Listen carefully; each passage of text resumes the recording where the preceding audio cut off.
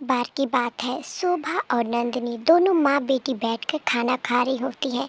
तभी नंदिनी की आंखों में बहुत ज़ोर से दर्द होने लगता है। तब नंदिनी अपने माँ से कहती है, अरे माँ, मेरी आंखों में बहुत ज़ोर से दर्द हो रहा है, इसलिए मैं अब सोने जा रही हूँ। तब उसकी मम्मी कहती है, अच्छा चलो ठीक है, तुम जाकर आराम करो, अभी मैं आ रही हूँ। तब नंदिनी वहाँ से उठकर और अपने कमरे की तरफ जाने लगती है। तभी उसकी आंखों में और ज़ोर से दर्द होने लगता है और जाकर वह अपने बेड पर बैठती है और कहती है, अरे यह अचानक मेरी आंखों में क्या हो गया। मेरी आंखों में बहुत ज़ोर से जलन हो रहा है और दर्द भी बहुत ज़ोर से ही हो रहा है। तब वो कहती है कि मैं सो लेती हूँ, इसलिए थोड़ा सा आंखों को आराम मिल जाएगा।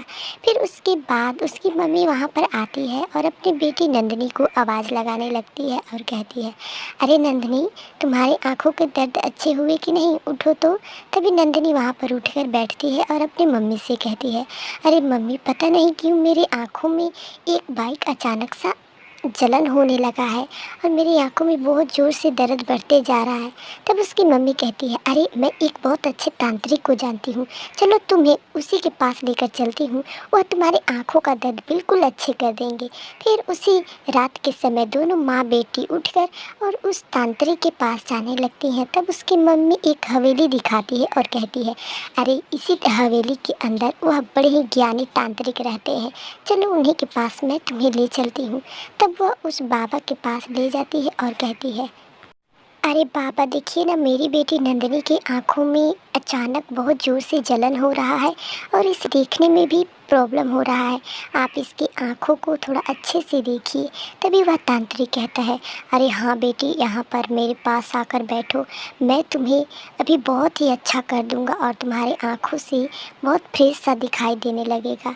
फिर उसके बाद वह तांत्रिक उसे देख लेता है और कहता है, अब तुम घर चली जाओ, तुम्हारे आँख के दर्द बिल्कुल अच्छे हो जाएंगे।